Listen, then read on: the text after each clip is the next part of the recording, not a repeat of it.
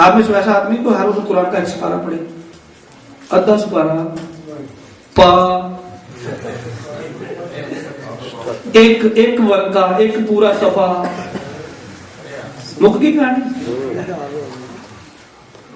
اتنی ریشو. اچھا چھوڑ دیتا ہوں، چھوڑیے. پوری کرم نماز تو پڑھتی ہے نا، ہم پر کیا اعتراض ہوتا ہے؟ توجہ چاہ رہا ہوں آزاد کرنا، آنا مجھے موضوع پہ ہی ہے. یعرف المجرمون بسیماہم ویؤخذ بالنواصی والاقدام. اس بات پر مجھے لے کے آنا ہے کہ مجرم، قرآن کہہ رہا مجرم پہچانے جائیں گے پیشانیوں سے. قیامت والے دن مجرم پہچانے جائیں گے پیشانیوں سے، اور انہیں 2 لوگ ہیں، ایک سر کے بالوں سے پکڑے گا، ایک پاؤں سے پکڑے گا. اللہ فرمائے گا ان دونوں کو جو تم نے پکڑا ہوا ہے نا، اس کو کل کفار عنید، اس کو تم جہنم میں پھینک دو.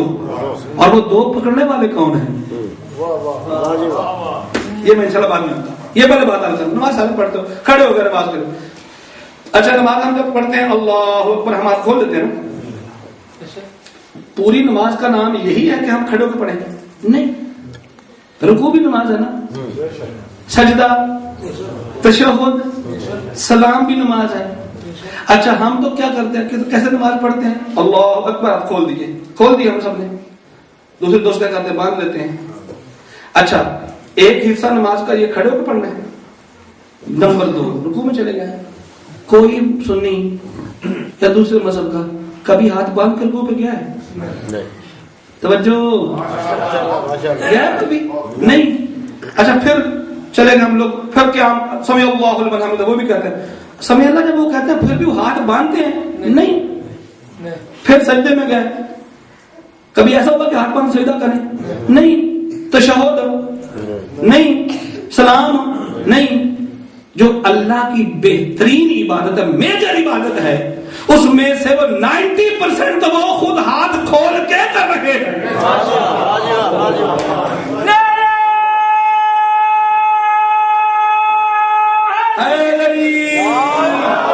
اب ہمیں حق ہونا چاہیے اور ہمارے اندر یہ ڈیفینس والا سلسلہ ختم کر دو.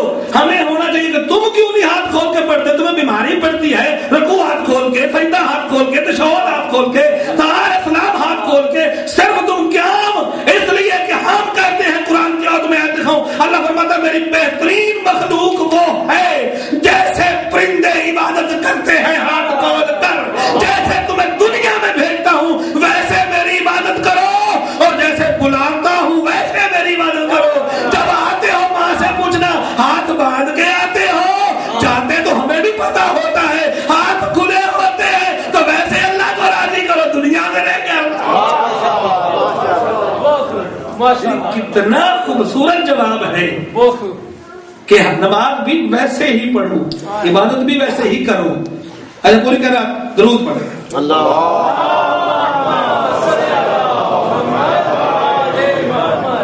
گرامی 9 بجے تھوڑی جان چھوڑ دینی، کچھ میرا سفر، کچھ میری مجبوری، اور عبادت کا اتنا حصہ بھی ہو جائے تو بہت بڑی بات. باتیں 2-3 بڑی خوبصورت سی کرنی. آل محمد کا ذکر ہر بات ہی خوبصورت ہے، کوئی بھی یہاں کے کرے خوبصورت ہے. ہمارے مذہب میں ایک ایسا سلسلہ ہے، ایک ایسی یونیورسٹی ہے یہ کہ جب یہاں عبادت ہوتی ہے تو مختلف دنیا کی یونیورسٹیز میں KG کے اسٹوڈنٹ الگ ہیں، جو اسکولوں میں ہوتے ہیں پریپ کے الگ ہیں، اور 1 کلاس 2nd 3rd 4th. لیکن یہ ایک ایسی یونیورسٹی ہے، اس میں ایک چھوٹا بچہ چل رہا تھا یہاں، وہ بھی مجلس میں آیا ہوا ہے. 90 سال کا بوڑھا بھی اسٹوڈنٹ حسین کا ہے، 4 برس کا بچہ بھی حسین کا اسٹوڈنٹ ہے. اسے بھی علم رزق مل رہا ہے، بوڑھے کو بھی علم رزق مل رہا ہے، اسے اس کی عقل کے مطابق، اسے اس کی عقل کے مطابق. یہ آل محمد کا اب تک معجزہ ہے. اللہ کیا میں نے گزارش کیا، دونوں فرشتے کب مصروف ہوتے ہیں؟ جب درود پڑھا جاتا ہے. یہ نیکیاں لکھتا ہے اور یہ برائیاں مٹاتا ہے. اور اگر انسان زندگی میں جب بھی کہیں اگر کوئی ٹیکسی کرتا ہے, اگر کوئی شاپ کیپر ہے, کسی جگہ پہ ملازم ہے اور وہ گزارش کرتا ہے, تو درود پڑھنے کے لیے وضو شرط نہیں ہے. یہ ایک ایسی بات ہے کہ آپ کسی وقت بھی پڑھ سکتے ہو, آپ پڑھتے رہو. گناہ تو ہم سادہ گنہگار ہیں, کہیں نہ کہیں شرارت ہوئی, گناہ ہو گیا. نہ کوئی اور کچھ ہو تو کم از کم جو ریٹائر بڈھے گھر میں ٹی وی کا ریموٹ تھام کے بیٹھے ہوتے ہیں, کبھی کوئی چینل کبھی کوئی چینل کبھی کوئی چینل. صحیح کہہ رہا ہوں, تو کچھ نہ کچھ تو سامنے آ جاتا ہے. لیکن گزارش یہ, گناہ تو ہو گیا, اب گناہ کو مٹانے کا طریقہ کیا ہے؟ محمد اور اہل بیت محمد پر درود پڑھ دو.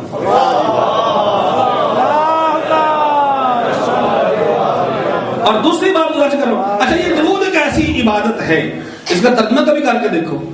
نماز کا کبھی ترجمہ کیا؟ السلام علیکہ ایھا النبی ورحمۃ اللہ وبرکاتہ. تشریف فرما بیٹھے, اور میں معافی چاہتا ہوں کہ میرے سے سینئر ہیں, بزرگ ہیں آپ کے, ماشاءاللہ پاس سید عالم دین موجود ہے, اور جو میں بات کر رہا ہوں السلام علیکہ, ہمارا سلام ہو تجھ پر, ایھا النبی جو اللہ کے نبی ہو, ورحمۃ اللہ اور اللہ کی رحمت ہو, وبرکاتہ اور اللہ کی برکتیں. یہ پہلا سلام. السلام علینا وعلی عباد اللہ الصالحین, اور اپنے آپ کو خود ہی ہم کہہ رہے ہیں سلام ہو ہم پر. یہ نماز کا ترجمہ ہے, معاف کیجیے گا آپ پر. السلام علینا وعلی عباد اللہ, ہم پر سلام ہو اور جو اللہ کے صالح بندے ہیں. یہ ترجمہ ہے نماز کا. امیر المؤمنین سرکار حضرت امیر المؤمنین علی بن ابی طالب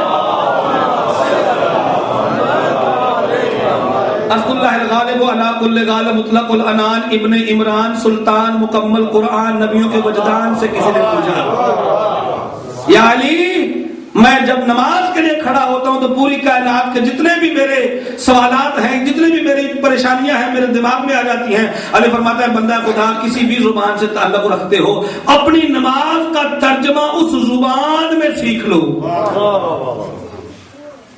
تو میں ذرا سمجھ آتی ہے نا اپنی زبان, تو تمہارے خیالات ختم ہو جائیں گے.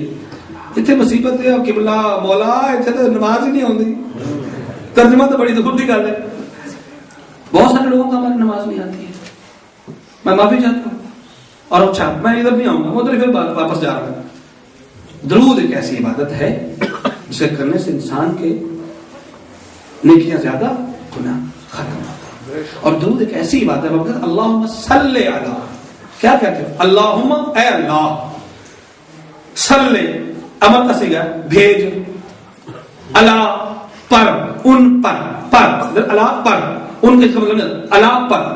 اللہم صلی, اللہ بھیج, امر کہتے ہیں حکم دیا جا رہا ہے, بھیج. اللہ محمد, محمد پر, وعلی آل, اور آل پر, اے اللہ درود بھیج. یعنی کہ جتنی عبادتیں ہیں کرتے ہم ہیں, ہوتی اس کے لیے ہیں, لیکن ایک واحد عبادت یہ درود ہے کہ جس میں لا شریک بھی شریک ہوتا ہے. آپ کو ترجمہ کر دیں, اللہم صلی علی, درود آل محمد پر. اب آئیے اسی بات, یعرف المجرمون بسیماہم, پہچانے جائیں گے مجرم پیشانیوں سے. دو تین باتیں اس کے بعد مسائل کی جانب میں. جو مجرم قیامت کا جب میدان ہوگا اس وقت مجرم پہچانے جائیں گے. اور دنیا کا ہر پیر جو ہے, جب کسی کے ہاں خوشی ہوتی ہے, بیٹا ہوتا ہے, بیٹے کو جاب مل جاتی ہے, گھر کا نیا بندہ گھر نیا خریدتا ہے, نئی گاڑی لیتا ہے, دنیا کے جتنے بھی پیر ہیں وہ آ کر کے اپنا حصہ وصول کرتے ہیں. پیر آ گیا, کیسے آئے؟ جیسے کنڈی کھڑکی, گھر کی مستور نے کسی نے دروازہ کھولا, پیر صاحب کرے, وہ میرے پیر صاحب آ گئے. خوشی کی انتہا, یہ پوچھنا تو سوال ہی نہیں پیدا ہوتا. ہاں جی بیٹا ہوا تھا آپ کے, پتا چلا, میں نے کہا مبارک دے ہوں. پیر صاحب آئے, گودی میں لیا, نادیری پڑی, دھمکیا. جاتے ہوئے ہم نے کہا جی بڑا ہمارا خیال رکھا پیر صاحب, ہماری خوشی میں شریک ہوئے. بیٹے کی شادی, بیٹے کی شادی. دنیا کے پورے جتنے پیر ہیں یہ صرف ہمارے یہاں پیر نہیں ہیں, یہودیوں کے بھی ہیں, عیسائیوں کے بھی یہاں ہیں. ان کے جو پاپ ہیں وہ بھی آ کے بچے کو دیکھتے ہیں, وہ بھی ان کی خوشیوں میں شریک ہوتے ہیں. کیونکہ ہم لوگ ایک ہی کٹہرے میں رہتے ہیں, ہم لوگ سمجھتے ہیں شاید ہم ہی سب کچھ کرتے ہیں. تھوڑی سی گل ہو جائے نا, تو نہیں یار پاکستانی ہے ہی نہیں، کچھ نہیں، ایسے نہیں. وہ جو واقعہ ہوا تھا بندوں کا گوشت کھانے والا پاکستان میں، کسی نے بھابھی کی وہ نکال کر کے وہ لڑکی فوت ہو گئی، وہی واقعہ ہوا کراچی سے ہوا یا کہیں سے بھی ہوا. سب دنیا میں یہ شور مچ گیا. آپ نے میں امام برگم مولانا دیکھا سنیا خبر؟ میں نے کہا نہیں میں نے تو نہیں سنی خبر. کیا ہوا؟ وہ ایسے ہو گیا گوشت کھائے. یقین مانے کبھی آپ انٹرنیٹ پہ جائیں اور جا کے پڑھیں جو امریکن پارلیمنٹ میں فیصلے ہوا، آج سے 200 سال پہلے کا فیصلہ ہے کہ انسان جو بڑھ رہے ہیں ان کے خوراک کا مسئلہ ہے، ان کا فلاں مسئلہ ہے. بھائی بیٹھے ہیں آپ انٹرنیٹ پہ جا کے دیکھیں انہوں نے کیا کہا. اس میں بقاعدہ آپ کو ملے گا پارلیمنٹ کا یہ فیصلہ تھا کہ اب انسان جب مرتے ہیں تو ان کا جو مرنے سے جو لوگ ان کا گوشت کھانا جائز قرار دے دو. اور بہت سی امریکہ کی ریاستیں جس میں یہ حرکتیں ہوتی ہیں، یہاں لوگ بہت کچھ کرتے ہیں. ہاں ان کے اوپر پردہ ڈل جاتا ہے. ہم مسکین ہیں کیونکہ ہم اپنے ملک کو ہی خود ہیٹ کرتے ہیں. جو یہاں آئے نا بزرگ ہو چکے ہیں وہ بھی بیٹھے ہوئے گھر میں پاکستان کی ہیٹ ہی کریں گے، تو بچے تو سیکھ کے ان کے ویسے ہی کریں گے نا. وطن کی محبت ایمان ہے. معاف کیجیے گا. آئے پیر صاحب اور آ کر کے کیا پوچھا؟ جناب ہاں بیٹا بتا. اب میں نے کہا یار اللہ میں تو کسی کو پیر مانتا نہیں ہوں، میں تو مانتا ہوں علی کو پیر.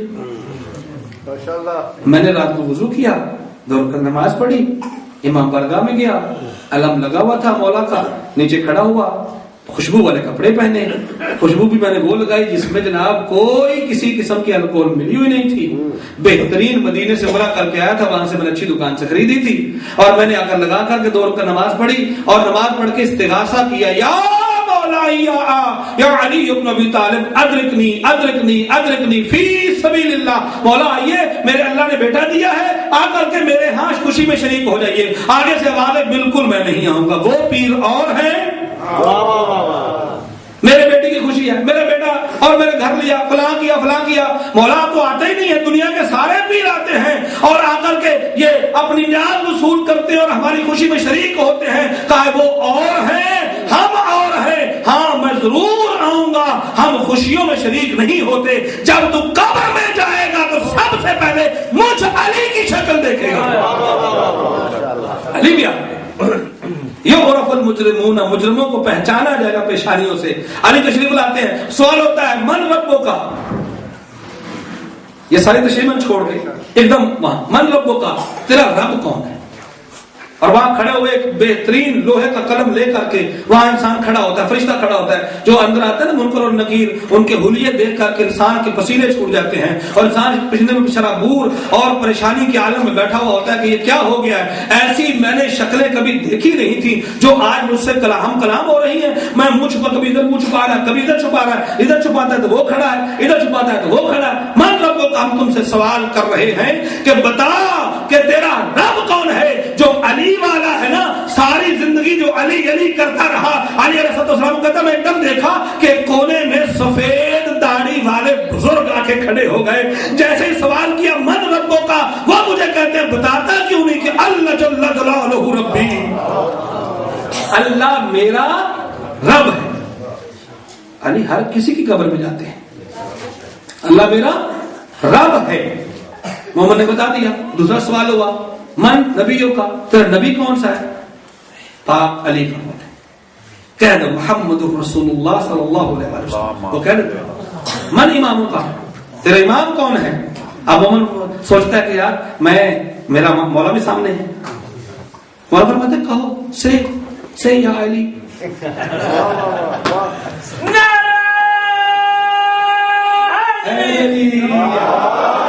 خود جب وہ مومن کہتا ہے کہ میرا پہلا امام، کیونکہ یہ تیسرا پیپر جو ہے بڑا لمبا ہے، اس کے 12 پوائنٹ ہیں اور یہاں آگے بڑے بڑے پھنس جائیں گے. وہ نہیں پھنسیں گے جن کی مائیں گودیوں میں بٹھا کے کہتی ہیں پہلا امام علی ہے، دوسرا حسن ہے، تیسرا حسین ہے. اور اگر کچھ اسے اور کچھ یاد نہ ہو، کم از کم وہ تیسرا امام تو ہر شیعہ کو یاد ہوتا ہے. ہاں اور وہ پھر بتانا شروع کرتا ہے میرا پہلا امام علی، دوسرا امام حسن، تیسرا امام حسین. اس وقت یہ روایت، ابھی میں مصحف نہیں پڑھ رہا، یہ روایت ہے کہ مولا کے آنسو نکل آتے ہیں، امیر ممتنعات رونا شروع کر دیتے ہیں. مومن کہتا مولا میں نے حسین کا نام نہیں رونا. کہا پھر لو. مومن تیرے منہ سے نام خوبصورت ہی بہت لگتا ہے, پھر لو. نام لیتا جاتا ہے, مولا کے آنسو نکل آتے ہیں. مولا فرماتا ہے اللہ, پھر اگلا نام لیتا ہے, پورے اماموں کے نام لیتا ہے مومن. اور پھر اس کے بعد سوال تھا من کتاب, تمہاری کتاب کون سی؟ قرآن ہے. تو من قبلہ کا, قبلہ میرا کعبہ ہے. اور مومن کرام یہاں نماز کا, روزے کا سوال نہیں ہوگا. قبر میں نماز, روزہ, حج, زکات, خمس, جہاد, تولا, تبرع کسی چیز کا سوال نہیں ہوگا. اسے چھوڑ دیا جائے گا. کیوں؟ یہ قیامت والے دن سوال ہوں گے. پہلے اصول کا سوال ہے, فروع بعد میں ہے. فروع اس لیے چھوڑے کہ جب قیامت تک انتظار رہے اور جو اس کے پیچھے اس کا بیٹا یا اس کی بیوی یا اس کا کوئی بچ گیا ہے, اگر نمازیں چھوڑ کے آیا ہے تو پڑھا کے اس کے ذمہ لگا دیں. اگر روزہ چھوٹا ہے تو اس کے ذمہ لگا دیں. اور اگر کوئی بھی عبادت رہ گئی ہے تو اس لیے سوال نہیں ہوگا تاکہ وہ قیامت میں اس کو پورا ثواب مل جائے. ایک بندہ سوال نہیں آ رہا اس کو. علی ان کی بھی قبر میں آیا. مطلب وہ کہتا رب کون ہے, نہیں آ رہا اس کو. جب نہیں آ رہا تھا تو کام رہا ہے. اب علی اس کو تو نہیں آ رہا ہے جس نے حضرت کی مخالفت کی ہے. جب نہیں کریں گے تو وہ تھر تھر کام رہا ہے. جب بتا نہیں رہا, فرشتے کے ہاتھ میں لوہے کا قلم ہوگا, اسی وقت نکالے گا اور اس کے ماتھے پر لکھے گا ھذا رجل مشرک, یہ بندہ مشرک ہے. ھذہ امرأۃ مشرکۃ, یہ عورت مشرکہ ہے. ایک دوسرا سوال ہوگا من نبی, نبی کون ہے, نہیں بتا پائے گا. ھذا رجل کافر, یہ مرد کافر ہے. ھذہ امرأۃ کافرۃ, یہ عورت کافرہ ہے.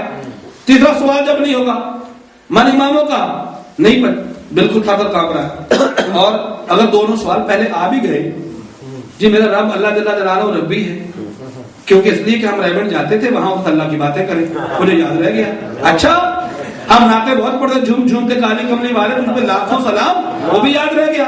اچھا پھر پوچھے من امام کو, امام کون سا ہے؟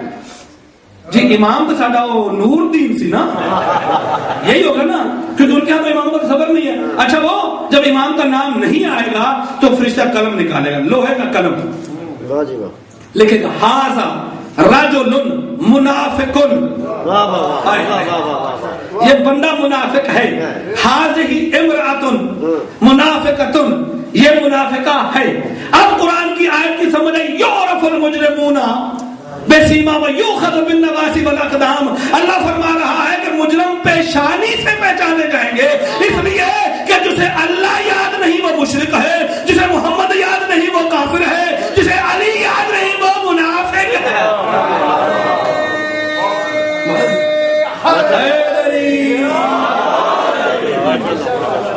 یہ قرآن کی آیت کا ترجمہ ہے کہ وہ منافق پہچانے جائیں گے پیشانیوں سے, اور جب پہچانے جائیں گے وَيُؤْخَذُ بِالنَّوَاصِي وَالْأَقْدَامِ, ان کے پاؤں اور ان کے سر کی بالوں سے پکڑ کے. ایک بندہ تو نہیں دونوں چیزوں سے پکڑ سکتا نا.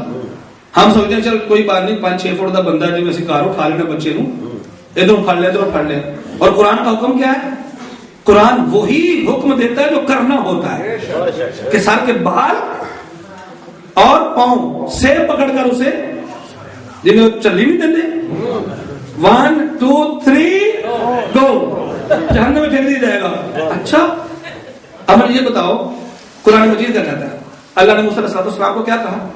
القی یا موسیٰ, اے موسیٰ عصا پھینک دو, پھینکو گے تو انسان بن جائے گا. القی یا قبلہ تشریف فرمایا, واحد کا صیغہ ہے, القی یا, اے موسیٰ پھینک. اچھا پھینک دیا, سام بن گیا, رسی نکل گیا. اور قرآن مجید کی ایک اور آیت ہے, جب یہ آواز آئے گی کہ آج کس کا ملک ہے, توجہ ذات اللہ, لمن الملک اليوم, آج کس کا ملک ہے, کس کی حکومت ہے. جب آگے سور پھونکے گا نا ملک الموت, تو اس کے بعد پوری کائنات مر جائے گی, کہ ایک ایک روح کھینچنی نہیں ہے, ایک ہی دفعہ سپرے ہوگی, چھٹی, سب مر جائیں گے. جب مر جائیں گے تو پھر حکم ہوگا. کیا حکم ہوگا؟ یہ آواز آئے گی, ایک آواز آئے گی کہ آج کس کا ملک ہے.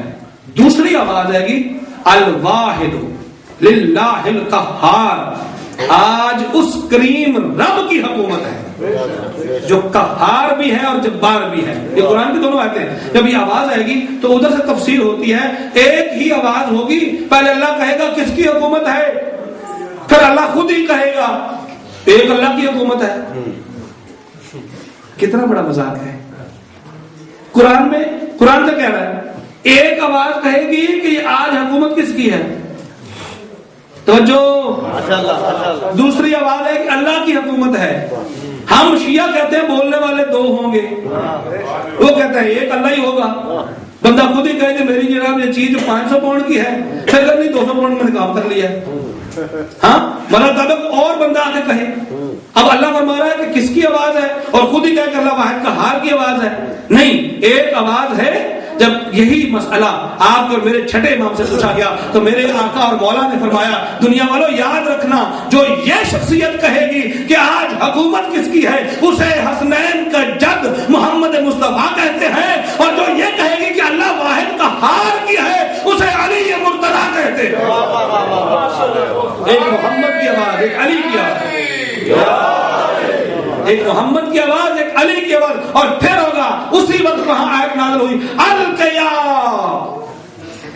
اب القیا وقت کے ساتھ آگے الف ہے. محترم بھی جانتے ہیں، مولانا عمران صاحب جانتے ہیں، قبلہ تشریف فرما ہے القیا. اے دونوں، تم دونوں. جس نے کہا کہ اللہ کی حکومت ہے، ایک وہ جس نے کہا کہ آج حکومت کس کی ہے، ایک وہ. القیا، تم دونوں پھینک دو فی جہنم میں کل کفار، ہر کافر کو، عنید، جو دل میں اناد رکھتا تھا. پھر مولا سے پوچھا مولا یہ کون ہوں گے دو؟ کہا دنیا والوں کہ تم نے کہا بھی بھائی نے آیت پڑھی تھی قرآن مجید کی کہ ہم لوگ پیدا بھی کرتے ہیں اور ہم لکھ دیتے ہیں فی کل شیء فی امام مبین، ہر شے کو امام مبین میں ہم لکھ دیتے ہیں. تو امام مبین سے پوچھا گیا تو کہا علی ابن ابی طالب امام مبین ہے.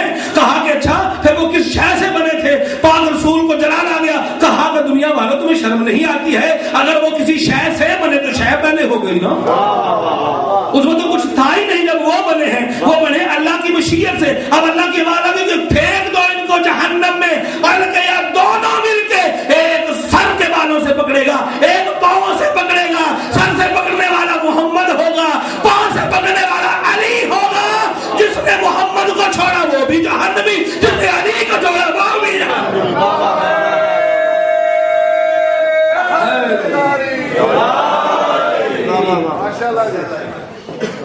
ہر کافر اناد رکھنے والے کو مولا پہچانا.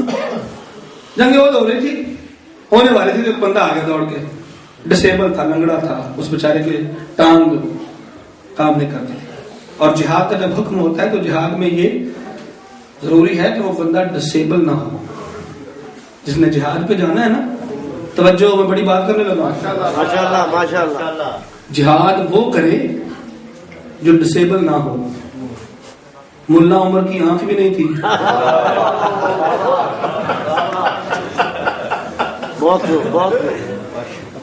پاؤں سے بھی لنگڑا ہے. وہ کون سے اسلام کو مانتا تھا؟ پھر نام بھی عمر، اکھوں بھی کانا.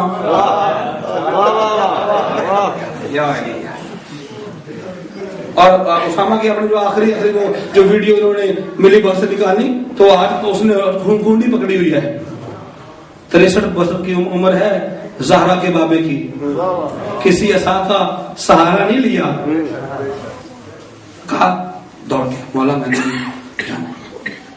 تاثر کی باتیں نہیں، تو ڈسیبل ہے، تو نہیں جا سکتا. اللہ کا حکم ہے. جیسے قربانی ایسے جانور کی نہیں ہو سکتی جو حتیٰ کہ عقیقہ بھی نہیں ہو سکتا. جو لوگوں کا عقیقہ بچوں کا کرواتے ہو نا، جب بچہ پیدا ہو تو 7ویں دن اس کا عقیقہ کروانا سنت مؤکدہ ہے. اور یہاں بکرا پکڑا اور یہاں پکڑا، کیونکہ 30 پاؤنڈ کی یہاں بھیڑ آتی ہے. پاکستان میں تو آج کل 110 کا بھی نہیں آتا، مہنگا ہو گیا مال وہاں. اور چٹھی نہیں پھاڑ دے وہ تھے رشتہ دار آخیا ٹھیک ہے، آخیا ماموں نے فون کیتا سی کر دے بکرا. نہیں، اگر کرنا ہے تو صحیح طریقے سے یہ حکم ہے. اور اس کا خون، اس کا گوشت، اس کی سب چیزیں آپ کے بچے کے لیے صدقہ بنتی ہیں. یہ حکم جو شریعت کی ہے اس میں بہت بڑا لاجک ہے، کوئی بھی حکم ہو. اچھا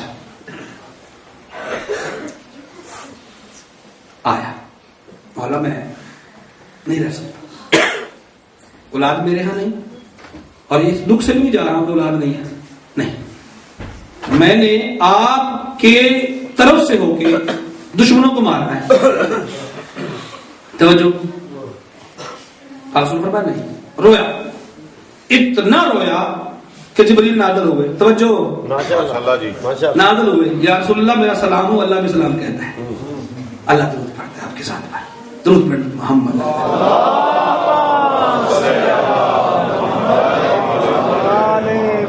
السلام کے بعد اللہ فرماتا ہے کہ اس کے لیے خاص حکم ہے, اسے اجازت ہے, رسول اللہ لے جائیے ساتھ. کنوز المعجزات میں بھی یہ روایت ہے, اور اجازت مل گئی. جنگ احد ہوئی, بہت لڑا, جب لڑا شہید ہو گیا. جو بھاگا تو چلے گئے, وہ واپس کچھ آیا کچھ نہیں آئے, بھاگ گئے. لڑا شہید ہو گیا. آپ پیغمبر نے اپنے چچا کی میت پہ کھڑے ہو کے جو وین کیا, نوحہ پڑھا. خود پاک پیغمبر نے نوحہ پڑھا. اگر تو نوحہ خان واقعی معصوم کی سنت پر چلے تو آپ کو اللہ لے جائے کربلا اور آپ کاظمین جائیں. جیسے آپ کاظمین دو سرداروں کی نیرین نورین کی ذریعوں سے نکلتے ہو نا, ان کی ذریع کے پیچھے قبر ہے جناب شیخ صدوق کی. جناب شیخ صدوق کی قبر مبارک کے اوپر 6 سطروں میں 6 مصروں میں امام زمانہ کا شیخ صدوق کے مرنے پر نوحہ لکھا ہوا ہے. ہر معصوم نے جانے والے معصوم کے لیے نوحہ پڑھا ہے. حتیٰ کہ مولا عباس جب شہادت ہو گئی تو سرکار خود مولا حسین علیہ السلام نے مفاتیح الجنان میں یہ موجود ہے, نوحہ پڑھا ہے. عباس, آج سے وہ آنکھیں سوئیں گی جو تیرے ڈر سے جاگتی تھی. نوحہ ہے. اگر نوحہ خان اپنے آپ کو اس معیار پر لائے کہ وضو کر کے لکھنا ہے, معصوم کی سنت ہے, وضو کر کے پڑھنا ہے. پاک پیغمبر وہاں کھڑے ہیں, بیویوں کو بلایا, حالہ کیا, ماتم شروع ہے وہاں جناب حمزہ کی.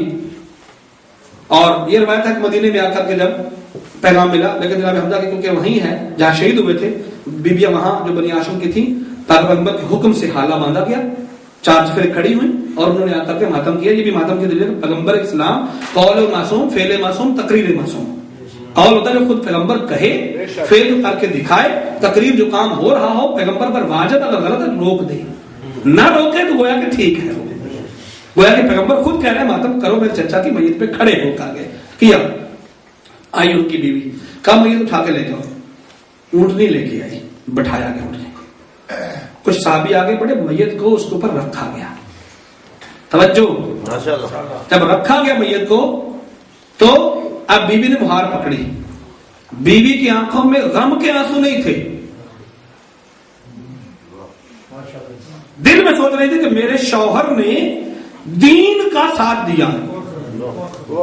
دین چاہے محمد کی شکل میں ہو چاہے علی کی شکل, میرے شوہر نے ساتھ دیا, اللہ کی راہ میں شہید ہو گیا ہے.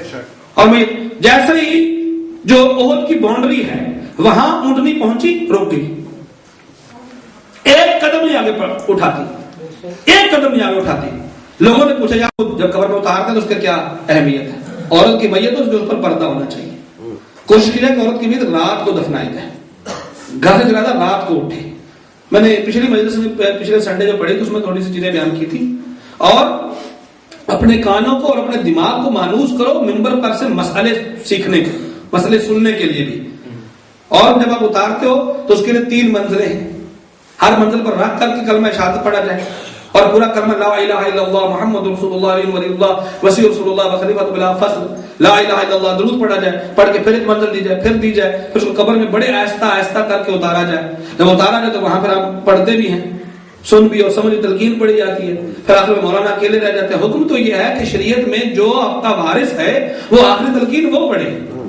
اب کیونکہ وارث بیچارے نے کبھی وہ تلقین سنی نہیں تھی تو پڑھے گا کیسے؟ تو یہ بہت سارے مسائل ہیں جو اٹیچ ہیں اس کے ساتھ. غسل کیسے دینا ہے؟ غسل دیتے ہوئے بڑے آہستہ آہستہ ہاتھ لگانے چاہیے, بالکل آہستہ آہستہ. ہر بار غسل دیتے ہوئے آپ وضو کریں گے اور اس کے بعد آپ کپڑا ڈالیں گے, بندہ ہو یا عورت ہو, دونوں جو بھی عورتوں کو غسل دیتی ہیں, مرد مردوں کو دیتے ہیں, تو ان کی ایک خاص مقام جو ہے پرائیویٹ پارٹ ہے, وہاں ہر دفعہ کپڑا ڈال کر کے اوپر ایسے کپڑا ڈال کے پھر نیچے کپڑا کھینچا جائے. تو ہر طریقے سے یہ طریقے جو ہیں ہمیں سیکھنے چاہیے.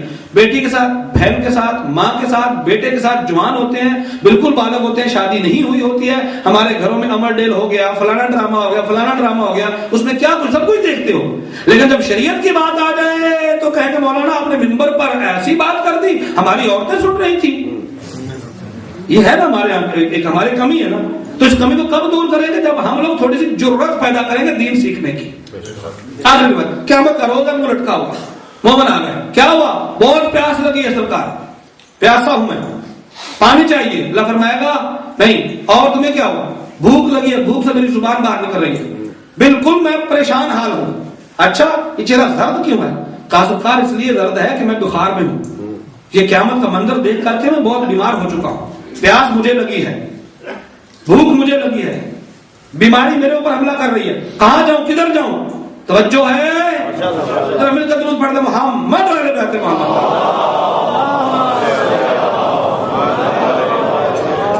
نہیں ابھی بھی نہیں, چھوٹے بندے سوچتا تھوڑا ایک اور مل کر درود پڑھ دیں.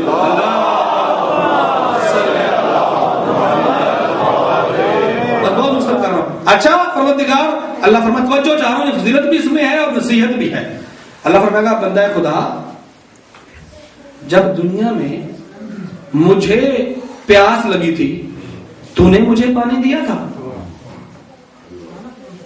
پروردگار تجھے تو پیاس لگتی نہیں ہے, تو آیت الکرسی میں کہہ چکا ہے کہ ولا سنتم ولا نوم, نہ تجھے اونگ آتی ہے, نہ نیند آتی ہے, نہ پیاس لگتی ہے, نہ بھوک لگتی ہے. تو جسم رکھتا نہیں ہے پروردگار, جسم کی کمزوری ہے, بھوک لگنا, پیاس لگنا. توجہ, اللہ فرماتا نہیں میں پیاسا تھا تو نے مجھے پانی دیا نہیں. پروردگار میں بھوکا بھی تھا تو مجھے کھانا دیا آ کے نہیں. میں بیمار تھا, میرا پتہ کرنے آیا, آج میں تیرا پتہ کیوں کروں؟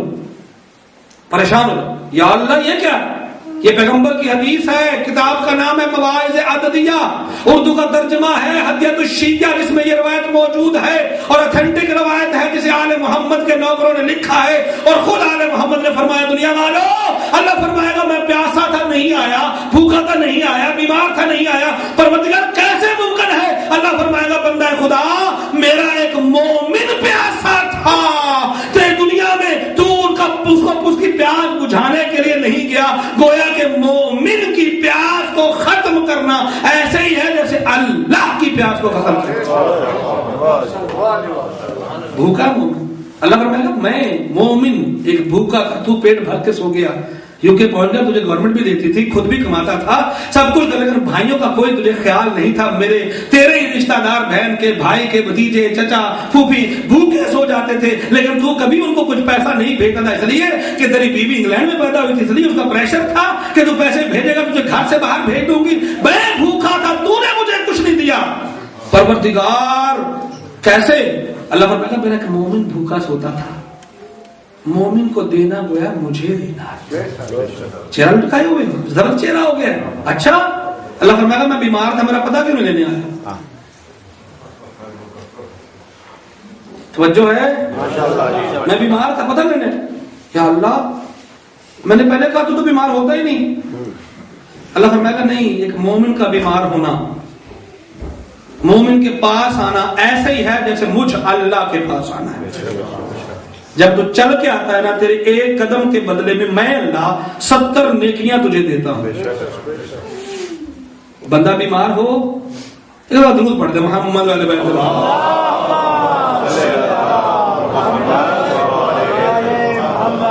اچھا درود کے لیے کیوں اللہ نے پوری کائنات میں 2 ہی خاندانوں کو چنا ہے؟ کبھی درود کسی نے پڑھا؟ پورے مسلمان جتنے بھی ہیں 7 کروڑ آبادی میں سے دوسرا بڑا مذہب جو ہے وہ مسلمانوں کا ہے. پہلا مذہب کرسچن کا ہے اور اس کے بعد مسلمانوں کا ہے. چلیں وہ لگا لیں 4 کروڑ کرسچن لگا لیں, کم از کم 2 کروڑ تو ہم, 2 ارب تو ہم ہیں نا مسلمان. 2 ارب مسلمان جو ہیں ان کا درود کم از کم 1 ہے. یا وہ ابراہیم پہ درود پڑھتے ہیں یا محمد مصطفیٰ پڑھتے ہیں اللہم صلی علی محمد وآل کما صلیت علی ابراہیم وآل ابراہیم انک حمید مجید. اچھا وہ یہ کیوں نہیں کرتے درود پہ؟ اس کا مطلب ہے کہ دونوں پہ اگر درود اللہ نے عصمت کی وجہ سے دیا ہے تو آدم بھی معصوم تھے. توجہ ہے یہ پڑھنا کہ اللہم صلی علی آدم علیہ السلام کبھی پڑھا کسی نے؟ اللہم صلی علی نوح علیہ السلام، اللہم صلی علی موسیٰ علیہ السلام، اللہم صلی علی خضر علیہ السلام. کیوں نہیں پڑھتے؟ کیوں پڑھتے ہو درود؟ اگر وہ نبوت کی وجہ سے تو نبی تو وہ بھی ہیں. تھوڑی سستی دوڑو بتا کہ مصائب تک پہنچ جاؤ. ذرا درود وہ پڑھتے ہیں ان کے لیے تو وہ بھی تو نبی ہیں. عصمت ان کے پاس ہے، طہارت ان کے پاس ہے، رسالت ان کے پاس ہے. کیوں نہیں پڑھتے ان کے لیے؟ اس کا مطلب ہے کوئی اور چیز ہے جس کے لیے اللہ نے یہ گفٹ کیا ہے ان دو خاندانوں کو، یا ابراہیم پر اور ابراہیم کی آل پر، یا محمد پر اور محمد کی آل پر درود ہے. وجہ کیا ہے؟ کہا وجہ یہ ہے کہ ایک تو ان دونوں خاندانوں کے پاس امامت ہے اور دوسری وجہ یہ ہے کہ ان دونوں خاندانوں نے قربانیاں دی ہیں. یہ میرا گفٹ ہے ان دونوں خاندانوں کی قربانیوں کے لیے. پر سارے نبی اس میں شریک. ہاں نبیوں کا نام لیا جائے تو درود پڑھنا چاہیے، نبیوں پر نہیں ہے. یا ابراہیم پر ہے اور آل پر ہے اور محمد پر ہے اور محمد کی آل پر ہے. کہا کیوں؟ کہ دنیا والوں تمہارا بیٹا بیمار ہو جائے نا، بیٹا تو نبیوں نے بھی دیے. کہا نہیں انہوں نے دیے نہیں، میں نے خود چھینے ہیں ان سے، کیونکہ بیٹا میں دیتا ہوں، رزق میں دیتا ہوں، عزت میں دیتا ہوں. یہ میری امانت ہوتی ہے. بیٹا ان کے پاس، دنیا والوں کے پاس ہو یا نبی کے پاس ہو، امانت ہوتی ہے. میں جب چاہوں امانت واپس لے لوں. جب بیٹا بیمار ہو جائے، جوان بیٹا بیمار ہے، پوری کائنات کے لوگ اکٹھے ہو گئے، حکیموں کو، طبیبوں کو، ڈاکٹروں کو، سب کو اکٹھا کر لیا. اب سب میٹنگ کر رہے ہیں کہ یہ بچ جائے. اللہ فرماتا ہے تم جتنی مرضی کوشش کرو کیونکہ یہ میری امانت ہے. ماں روتی رہتی ہے، باپ روتا رہتا ہے، بہن روتی رہتی ہے، شوہر والی شوہر کو یاد کر کے روتی رہتی ہے، لیکن اللہ لے جاتا ہے اپنی امانت کو. کہا کہ پھر ان کا کیا کردار ہے؟ کہا کہ یہ دو خاندان جو ہے نا، میں دنیا کو جب بیٹے دیتا ہوں نا تو جب میں لینا چاہتا ہوں واپس تو وہ دیتے نہیں ہیں کیونکہ میری امانت کا وقت پورا ہو جاتا ہے، میں واپس لے لیتا ہوں.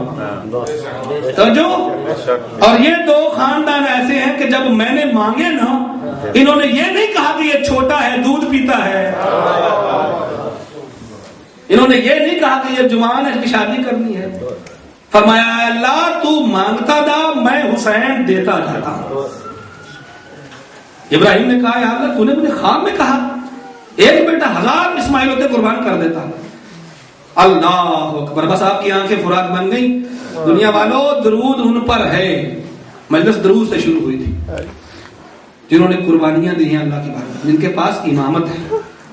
اور وہی حدیث کے ساتھ ہی مصائب ہے کہ بندہ بھوکا ہو، بندہ پیاسا ہو، بندہ بیمار ہو، دوسرے مومنوں پر واجب ہے کہ اس کی بھوک دور کریں، اس کی پیاس دور کریں، اس کی بیماری میں اس کی تیمارداری جا کے کریں. کائنات میں سب سے زیادہ ثواب جو ہے انسانوں کا، انسانوں سے صلہ رحمی کا، وہ تیمارداری کا. جب کوئی بیمار ہو جائے تو اس کا پوچھو.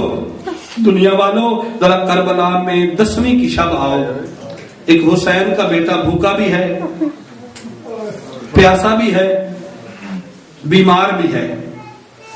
نہ کسی نے پانی دیا آپ نے بیمار کو، نہ کسی نے کھانا دیا، اور نہ ہی آپ نے بیمار کا حال پوچھا. کیسے مسلمانوں نے پوچھا؟ خدا قسم یہ روایت کے الفاظ ہیں، خیموں کو چاروں طرف سے آگ لگا دی. چاروں طرف سے جب آگ لگی نا تو علی کی بیٹی نے ایک خیمے میں بیبیوں کو اکٹھا کیا، اس کو بھی آگ لگی ہوئی ہے. بیبیوں کے سروں میں چادر چھپ چکی تھی. کربلا کی ریت کا پردہ بنایا، ریت کا پردہ بنا کے پھر اس کے بعد شہزادی فرماتے ہیں، حمید بن مسلم کہتا ہے میں نے خود دیکھا ایک بی بی ہے، تھوڑی لمحے پہلے میں نے دیکھا تھا کہ اس کا لباس سیاہ تھا. وہ خیمے کے کبھی اندر جاتی ہے کبھی باہر آتی ہے، کبھی اندر جاتی ہے کبھی باہر آتی ہے. جب میں نے اس کو دیکھا نا تھوڑی دیر پہلے اس کا لباس سیاہ تھا، 2-3 مرتبہ جب خیمے کے اندر گئی باہر آئی، میں نے غور سے دیکھا کہ اس کا لباس سرخ ہو چکا تھا. یہی بات پوچھی گئی میرے اور آپ کے آقا امام سجاد سے شام کے سفر کے بعد مدینے مولا کیا وجہ تھی؟ امام فرماتے ہیں زینب کے سر پہ جو چادر تھی نا، جب لوٹنے کے لیے شمر آیا نا، اس وقت جناب سیدہ زینب نے یہ جملہ کہہ رہا ہوں اپنی ماؤں اور بہنوں کے لیے جن کی رونے کی آوازیں بلند ہو رہی ہیں کہ رونے والیوں ذرا یہ سوچو کہ شہزادی زینب نے اتنی جلدی وہ چادر نہیں دے دی ہے.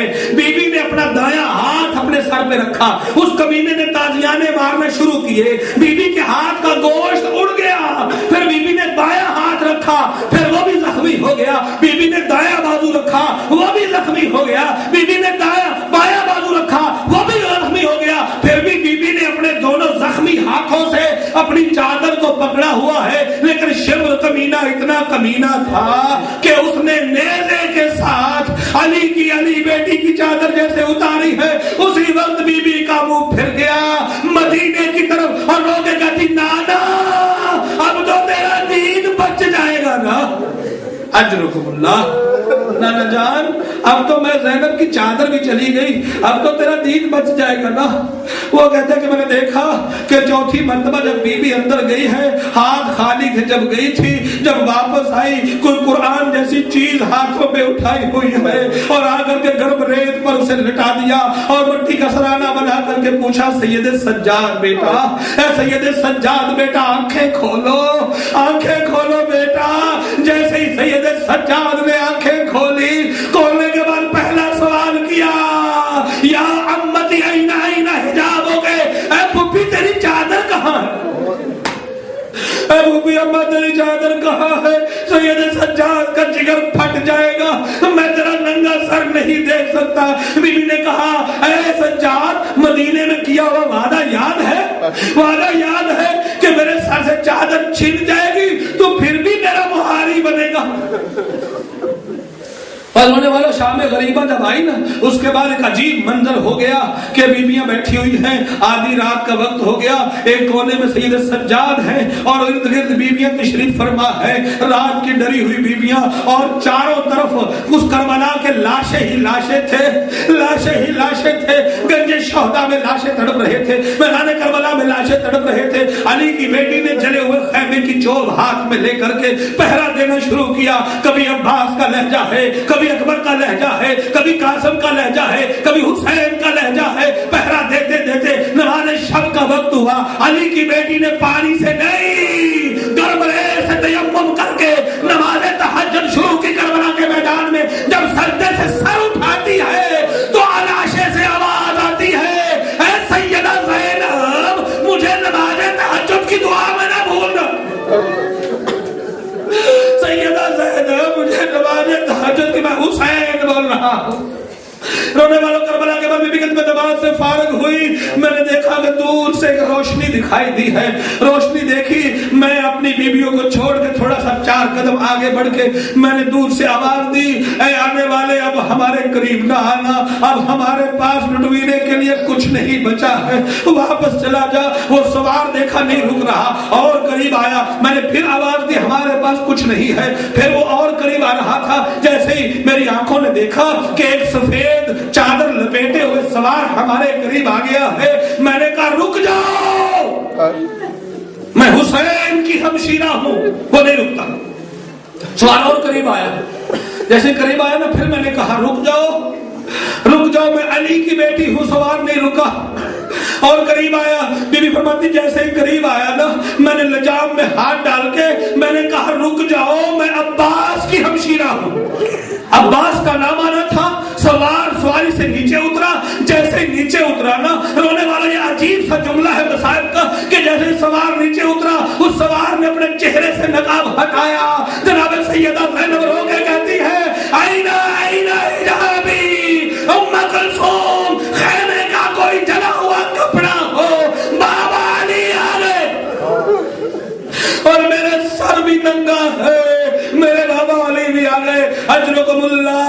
یہی آنسو ہے جو مرحوم کی شفاعت کا سبب بن سکتے ہیں. یہی آنسو ہے جو رونے والوں جب کوئی بھی مومن چیخ مار کے روتا ہے، اونچی آواز میں روتا ہے، خدا کی قسم زخمی ہاتھوں سے میرا اور آپ کا مولا حسین عرش کا پایا پکڑ کے کہتے بارے الہا تجھے واسطہ اکبر کی برچھی کا، پروردگار قاسم کی لاش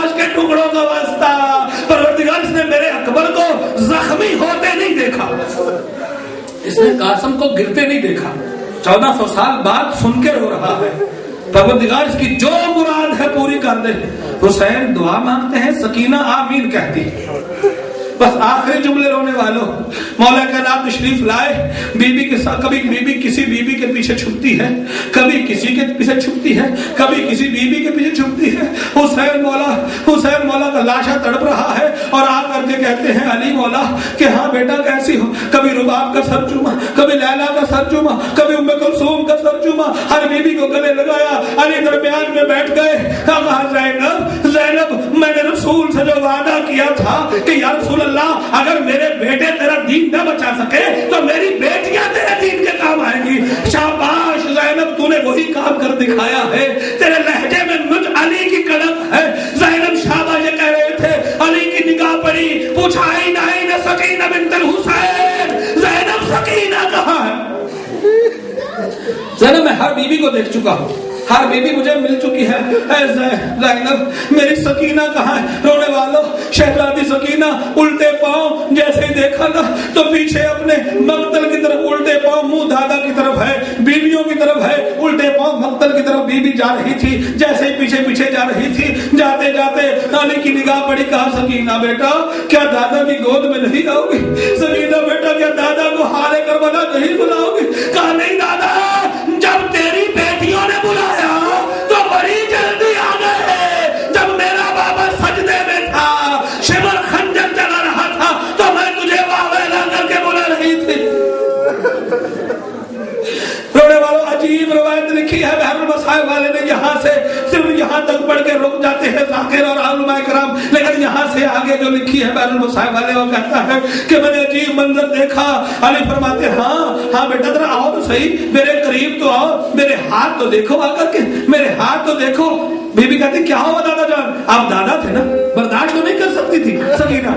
اچھا کیا ہوا دادا جان؟ کہا بیٹا میرے قریب آؤ، جیسے قریب آتی ہے نا، کہا بیٹا میرے قریب تو آؤ۔ سکینہ قریب آتی، کہا کہ تو نے جب شام غریباں تھی تیرے پہلو کو آگ لگی ہوئی تھی، سکینہ تو نے پوچھا تھا، حبیب ابن مسلم تیرے پیچھے دوڑ رہا تھا تیری آگ بجھائے، اور تو نے کہا خبردار میں سیدزادی ہوں، میرے دامن کو ہاتھ نہ لگانا، میں 4 سال کی ہوں تو بطول نہ، میرے دامن کو ہاتھ نہ لگانا، میرا دامن جلتا ہے تو جل جائے لیکن تو ہاتھ نہ لگانا۔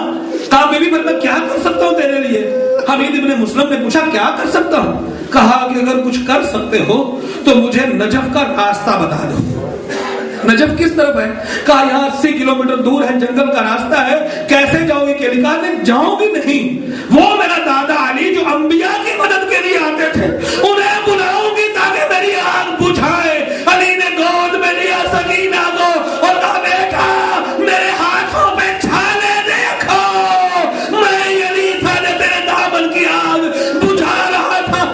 رونے والوں جیسے ہی دیکھا کہ دادا کے ہاتھوں پر وہی آگ کے جلنے کے نشان ہے، دادا کے ہاتھ چومنا شروع کیے، ننھے ننھے ہاتھوں سے دادا کے ہاتھ لے کر کے اپنے چہرے پر ملے، جیسے ہی ملے علی کی نگاہ پڑی چاند کی روشنی میں، علی طرف کے کہتے سکینہ تیرے یہ رخساروں پر نیلے نشان کیا؟ اجرکم الآخری لفظ رونے والوں، سکینہ تیرے رخساروں پر نیلے نشان کیا ہے؟ بس دادا کی گود میں بیٹھ، دادا جیسے بابا ذبح ہو گیا، شمر نے میرے تماچے والے، شمر نے رونے والوں، خدا کی قسم یہ روایت کے الفاظ ہیں کہ علی یہ سن کے برداشت نہیں کر سکے، کربلا کے میدان میں کھڑے ہو گئے، علی نے چیخ ماری، روئے، اے اللہ میری بچیوں پر اتنا ظلم، اور رونے والوں عجیب منظر تھا، بی بی کے جو رخساروں پر نشان تھے وہ دیکھ کر علی پتہ نہیں کیسے برداشت کیا ہوگا۔ دیکھتے دیکھتے مولا نے سکینہ کے ہاتھ پکڑے، جیسے ہی ہاتھ پکڑے نا جو گردن دیکھی، گردن دیکھا سکینہ یہ تیری گردن پر خنجر کا نشان کیا ہے؟ کہا جب شمر میرے بابا کو ذبح کر رہا تھا تو میں نے اپنی گردن بابا کی گردن پہ رکھ دی، میں نے کہا پہلے مجھے قتل کرو پھر میرے بابا کے خنجر چلانا۔ سيعلم الذين ظلموا أي منقلب ينقلبون ربنا تقبل منا إنك أنت السميع العليم وتب علينا إنك أنت التواب الرحيم۔